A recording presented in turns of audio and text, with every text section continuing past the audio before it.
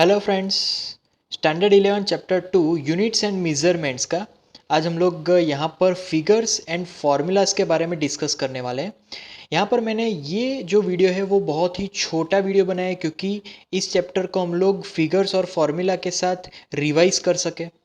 तो इस लेक्चर को मिनी लेक्चर यहाँ पर बनाया हुआ है ताकि आप लोग और ध्यान से इसको पढ़ सके।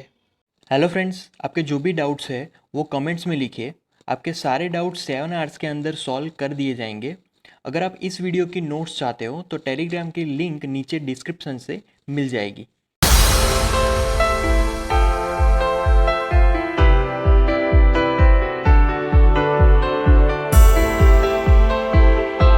तो पहले यहाँ पर यूनिट्स दो तरीके के होंगे। एक तो फंडामेंटल यूनिट्स होंगे और दूसरे डिराइव्ड यूनिट्स होंगे। फंडामेंटल मतलब के सबसे बेसिक यूनिट्स और डिराइव्ड मतलब के जो भी बेसिक यूनिट्स के कॉम्बिनेशन से जो भी यूनिट्स बनेंगे वो हमारे डिराइव्ड यूनिट होंगे। अब बात करेंगे दी इंटरनेशनल सिस्टम ऑफ यूनिट्स। तो टोटल 5 यूनिट होंगे इंटरनेशनल सिस्टम ऑफ यूनिट्स में। पहला है CGS। अब CGS का जो फुल फॉर्म है वो बेसिकली है पहला सेंटीमीटर, राइट।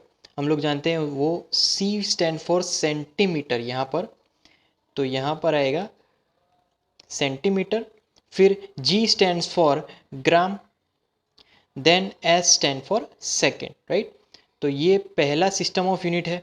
अब दूसरा सिस्टम ऑफ यूनिट है वो है FPS, राइट। अब FPS जो है उसका फुल फॉर्म अगर देखें तो वो है फुट, देन पाउंड एंड तीसरा है सेकेंड। तो आप देख सकते हो यहाँ पर सारे ही जो भी कॉम्बिनेशन हम लोग देख रहे हैं, पहला लेंथ आता है, फिर मास आता है और फिर टाइम आता है। लेंथ, मास, टाइम, इसी सीक्वेंस में हम लोग आगे बढ़ेंगे। सिमिलरली उसके बाद यहाँ पर आता है MKS, राइट। ये तीसरा सिस्टम ऑफ यूनिट है। MKS में पहला आएगा मीटर, राइट। दूसरा आएगा kilogram and third S stand for second, right. तो ये MKS होगा। चौथा भी सिस्टम ऑफ यूनिट है, उसको हम लोग बोलते हैं MKSA, राइट। अब MKSA में पहला अगेन मीटर सेम, दूसरा किलोग्राम सेम, राइट। फिर तीसरा जो है वो अगेन सेकेंड आएगा, सेकेंड। एंड जो चौथा है A स्टैंड्स फॉर एम्पियर, यहाँ पर वो आएगा एम्पियर, राइट। तो ये चीज़ हमें ध्यान में रखनी है MKSA। और जो पांचवा यूनिट है वो है SI मतलब के 7 बेस यूनिट सिस्टम, राइट। इसको हम लोग यहाँ पर लिखेंगे बेस यूनिट सिस्टम भी। उसमें 7 अलग अलग क्वांटिटीज आएगी, राइट। तो वो अब हम लोग देखने वाले हैं 7 बेस यूनिट सिस्टम। अब 7 बेस यूनिट सिस्टम, ऐसे सिस्टम में पहला जो यहाँ पर फिजिकल क्वांटिटी है वो है लेंथ, राइट। अब लेंथ के बारे में अगर देखा जाए तो ऐसे सिस्टम में उसको हमने मीटर से रेफरेंस किया गया है। मीटर उसका यूनिट होगा और उसका सिंबल जो है वो M लेंगे। फिर दूसरा जो क्वांटिटी है, जो फिजिकल क्वांटिटी है वो है मास। मास को हम लोग यहाँ पर किलोग्राम से रेफरेंस करेंगे। यहाँ पर हम लोग किलोग्राम ही लेंगे, राइट। मतलब के केजी से उसको सिंबलाइज करेंगे। फिर थर्ड टाइम लेंगे।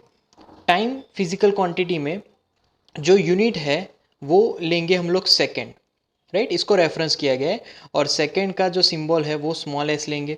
फिर उसके बाद electric current, right. Electric current में यहाँ पर उसका यूनिट हम लोग लेंगे एम्पियर, कैपिटल A से रिप्रेजेंट करेंगे। फिर उसके बाद थर्मोडायनेमिक टेम्परेचर, उसका यूनिट केल्विन लेंगे और कैपिटल K से उसको रिप्रेजेंट करेंगे। अमाउंट ऑफ सब्सटेंस, उसका यूनिट हम लोग लेंगे मोल, और मोल को हम लोग लास्ट में यहाँ पर E नहीं लगाएंगे, सिर्फ MOL से रिप्रेजेंट करेंगे। ल्यूमिनस इंटेंसिटी, ल्यूमिनस इंटेंसिटी उसका यूनिट कैंडेला लेंगे और CD से उसको रिप्रेजेंट करेंगे। तो ये थे SI सिस्टम के 7 फिजिकल क्वांटिटीज़ के यूनिट्स और उनके सिंबल्स।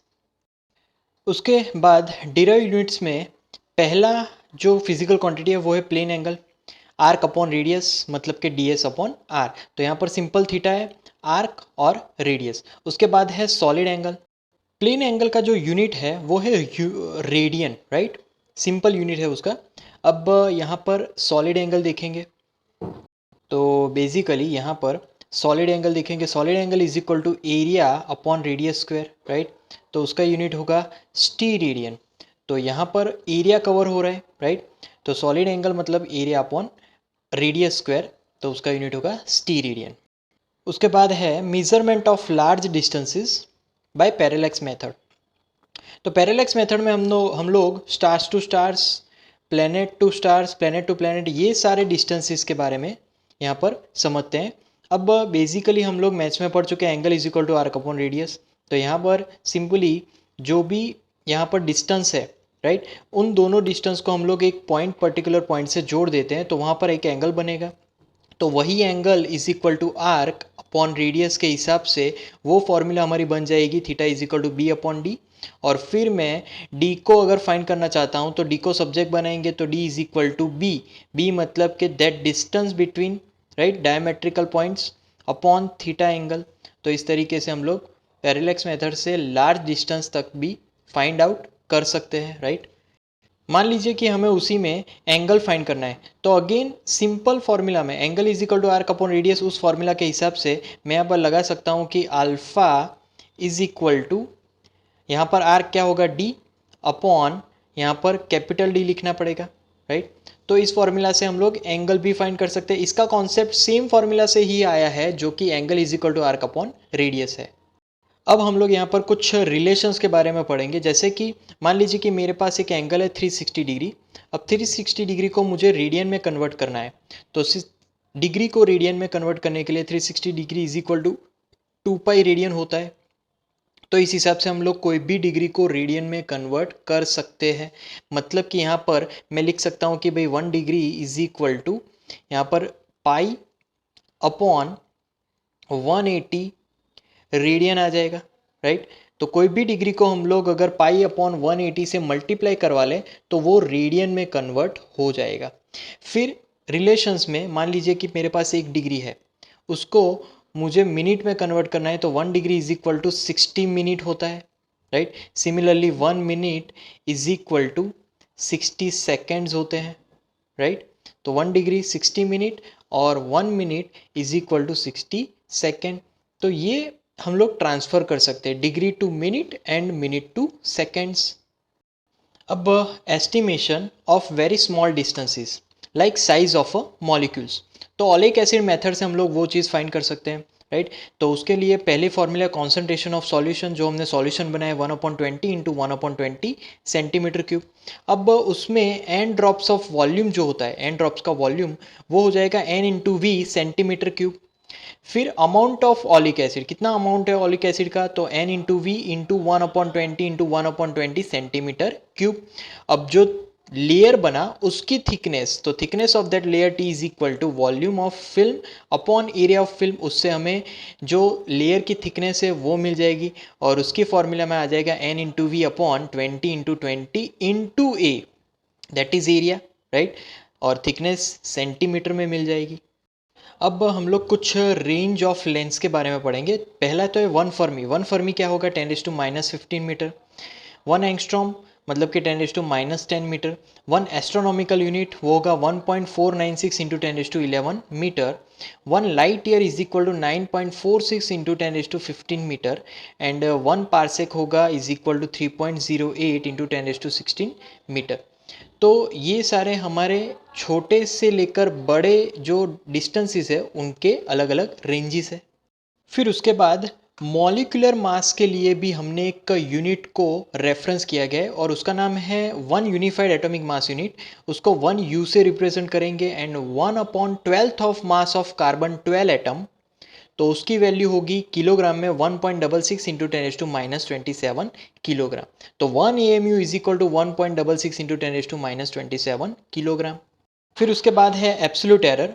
तो formula A is equal to A mean मतलब के सारी वैल्यूज का एवरेज प्लस और माइनस सारी वैल्यूज के एवरेज का भी difference, right, difference with the same original observations, तो वो हमारा कहलाएगा एवरेज एब्सोल्यूट एरर, राइट।